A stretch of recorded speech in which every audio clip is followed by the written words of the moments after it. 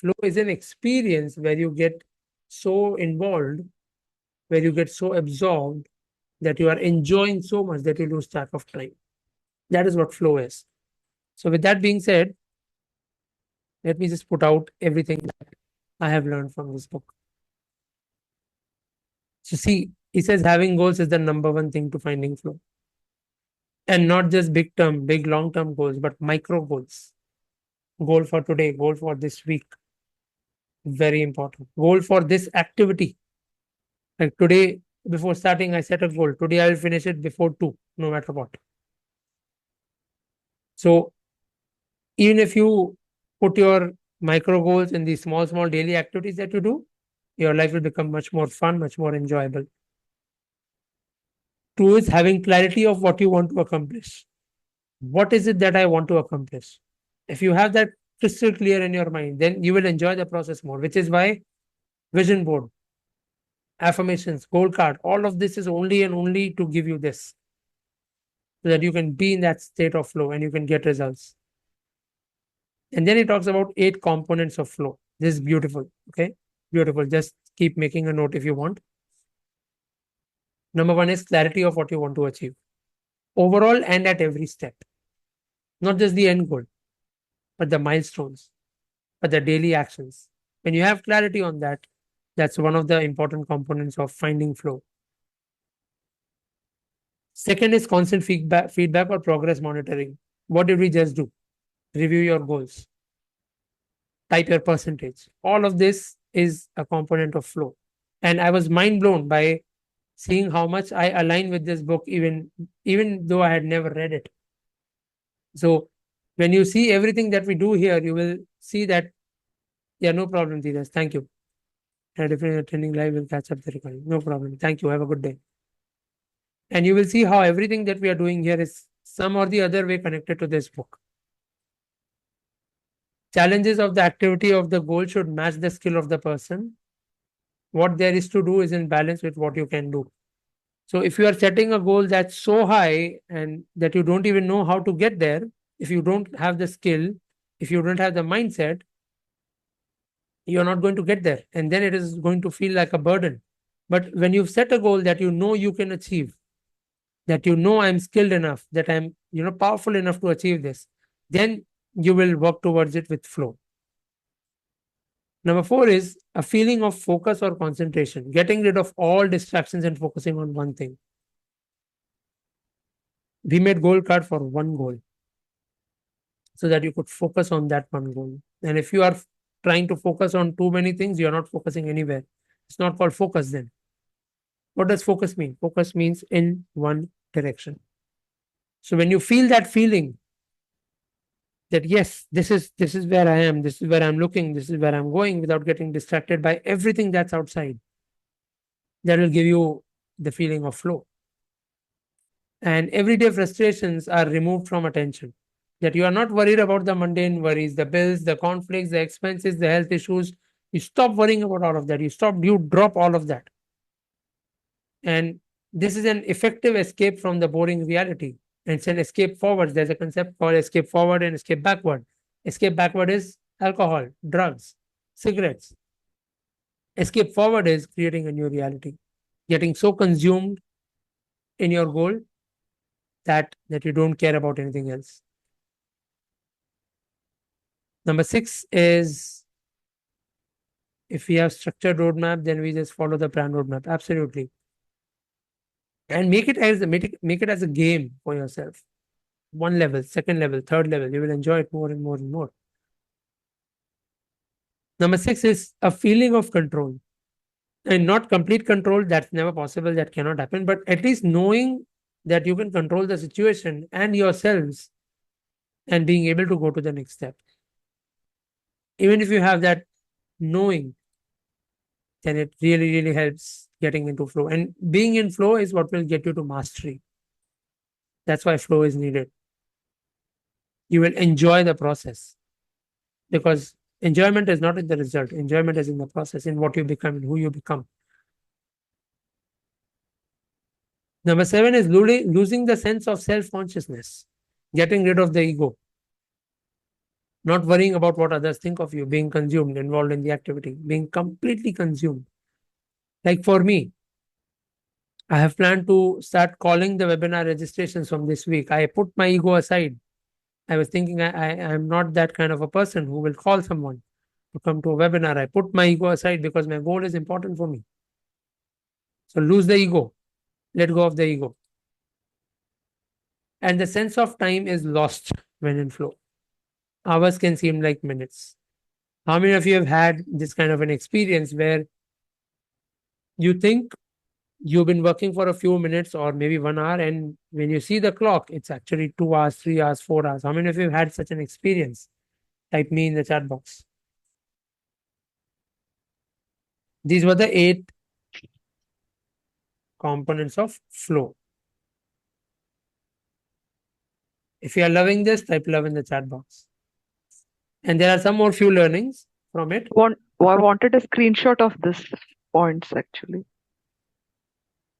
Let me see if I can put it all in one screen. Okay, you can go ahead and do that. Yeah, done. Okay, perfect. In office when there is deadline. Okay, good. And also your hackathon. I mean your thinkathon. What my While think? while attending this call of yours. You find flow? Oh wow, thank you so much. Yeah, it's absolute. I mean, last week I told you this as well. I mean, it's effortless and it is very captivating because you never know what comes next, what comes next, what comes next. Right, right. But it's a structured approach also. That is why even I am able to find flow. Like I can sit here and talk for 3 hours without taking any break because I'm in that state. Okay, and this is why I have chosen this as as my field of work. So those are the 8 components. Next is attention is a limited resource, and consciousness of attention is what matters. Your attention is very limited. Please use it well. Energy flows where attention goes. Be very mindful of what you are paying attention to. If you are paying attention to complaints, if you are paying attention to blames, if you are paying attention to the money not coming in, if you are paying attention to bankruptcy, if you are paying attention to sales not happening, if you are paying attention to not getting that job, that is where you are putting the energy.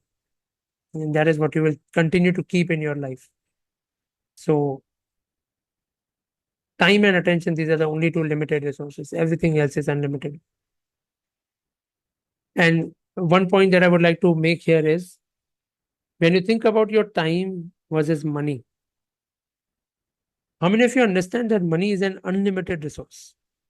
Type me in the chat box if you really understand what this means. Money is an unlimited resource. Time is limited. Money is unlimited. There's no cap on how much money you can make per hour. There's no one who has said that except for when you are in a job. Okay. And even then, from your investments and stuff, you can get that done. So, and conflicting goals reduce our ability to be effective. If there are 2 goals, one is telling me that I will sleep for 8 hours, one is telling me that I will wake up at 5 a.m. And if I'm not sleeping by 11 p.m., these are conflicting goals. And conflicting goals will lead to a conflict in your mind, and that will lead to ineffectiveness in your approach. Number 1 is clarity, knowing what you want to do overall in life, but also day to day, moment by moment. Knowing how your day is going to go, planning your day in advance. 3D जो आ रहा है reminder, कल से शायद बंद हो गया है, my automation has stopped working, but knowing what you want to do every day, that's one of the C's of a complex personality. Number 2, ability to center your focus. Really knowing how to center your focus and avoid distractions. घोड़े को हम ये पहना देते हैं, right?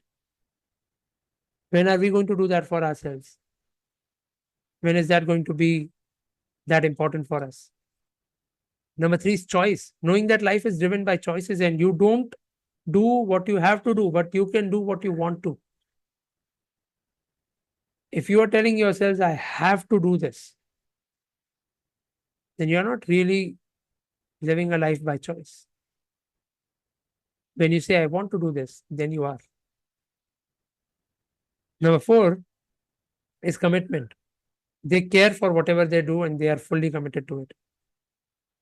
This is why I am so hard on you guys with respect to commitment. Okay, when you commit, then you do it. Because this complex personality that he's talking about is a personality who is okay being in solitude, who is growing all the time, who wants to make a difference in the world. Is that's kind of a complex personality that he's talking about. And the last one is challenge. Always be ready to make life more exciting and challenging. Ekta. Without challenges, there would be no excitement in life. So be grateful for the challenges you have because they are helping you grow every day. These are the 5 C's of a complex personality. And then I think there's just one or two more points left. One is a complex personality knows how to enjoy even in seeming problems. They don't get bored. Any of you here who doesn't get bored, type me in the chat box. कुछ भी हो जाए, you don't get bored.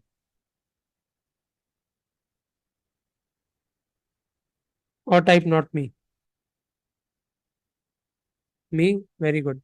Because only the people who are always learning something, they will never get bored. Simple. You're getting bored because you're not doing something productive. It's as simple as that. Nothing else can lead to boredom. You're not using your mind enough. You're not using it productively enough. So start learning. Be a lifelong learner. Always thinking. Always thinking is it's not better than always doing. Just think about that now. Since you think a lot, I'm giving you more to think about. And when we stop thinking about the mind as a problem solving tool and start to see it as a tool for enjoyment, we will find flow more easily. This is the biggest learning from this book.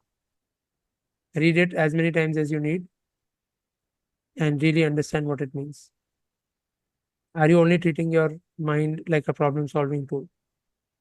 Or are you really using it to its full capacity to really find that enjoyment in everything that you do?